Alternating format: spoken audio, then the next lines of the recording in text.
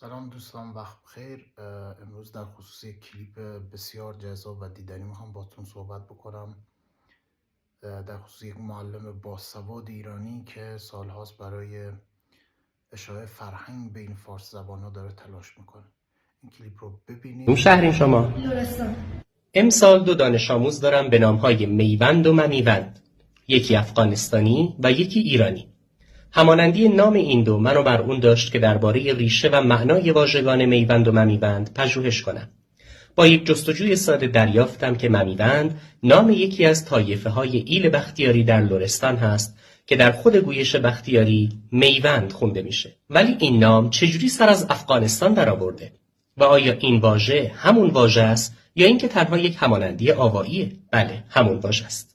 داستان از این قراره که 300 سال پیش، زمانی که نادرشاه افشار به سوی قندهار لشکرکشی کرد تا شورش محمود افغان و هوتکیان رو سرکوب کنه، یکی از قوای اصلی که نادرشاه رو در این جنگ همراهی کردند همین ایل بختیاری و طایفه ممیوند بودند. پس از اینکه نادرشاه در نبرد قندهار پیروز شد، قوای بختیاری و طایفه ممیوند که نادرشاه رو همراهی می‌کردند به لرستان برنگشتند و در همون منطقه و نزدیک قندهار ساکن شدند.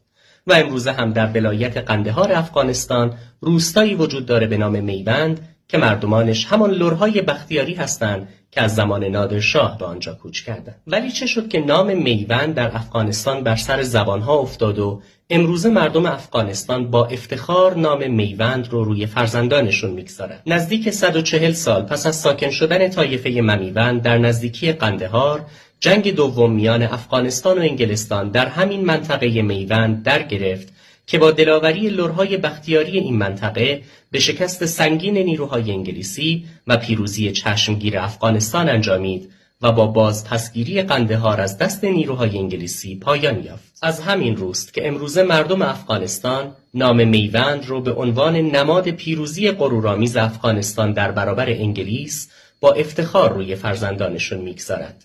و چه بسا اگر ریشه و اصالت دانش آموز افغانستانی من هم به همین منطقه میوند برگرده، او هم از تبار لرهای بختیاری باشه و این دو گل پسر افزون بر همانندی نامشون از یک قوم و طایفه هم باشند که دست تاریخ اونها را از هم جدا کرده و امروز یکی ایرانی و دیگری افغانستانی است. ایران، افغانستان، تاجیکستان و بخش‌هایی از ازبکستان پاره‌هایی از یک هویت یکپارچه‌اند. این هویت یکپارچه را امروز ایران شهر یا ایران بزرگ فرهنگی می‌نامیم.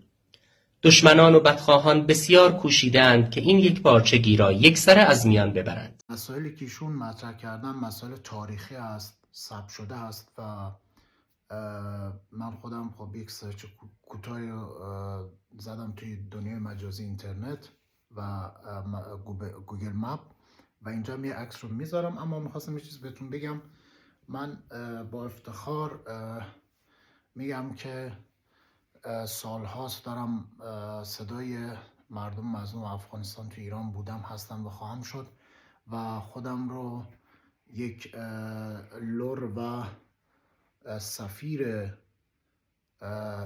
صلح و دوستی و عشق و محبت به مردم افغانستان، یک سفیر لر و بختیاری میدونم که به عنوان خدمتگزار مردم افغانستان سالهاست دارم صداشون شدم، میشم و خواهم شد و این اتحاد رو جمهوری اسلامی و حکومت‌های مذهبی، آخوندها، ملاها، طالبان این مسائل رو نمیخوان ببینن. برای همین هم هست که سالها در خصوص این مسائل صحبت نشده و نمیشه و دوست هم ندارم بشه. اما به یمن اینترنت، دنیای مجازی، خدا رو شکر ما خیلی از مسائل در خصوص فرهنگمون، در خصوص نقاط مشترکمون رو توی دنیای مجازی دیدیم و داریم لمس میکنیم. با امید روزی که ما در ایران و افغانستان مثل گذشته خوبی که در کنار هم داشتیم مجدد برگرده و من خودم افغانستان و تاجیکستان از اهداف اصلی من هست که با افتخار میرم و اونجا دوستان بسیار زیادی دارم. پاینده افغانستان، پاینده تاجیکستان، پاینده ایران و پاینده پارسی زبان ها.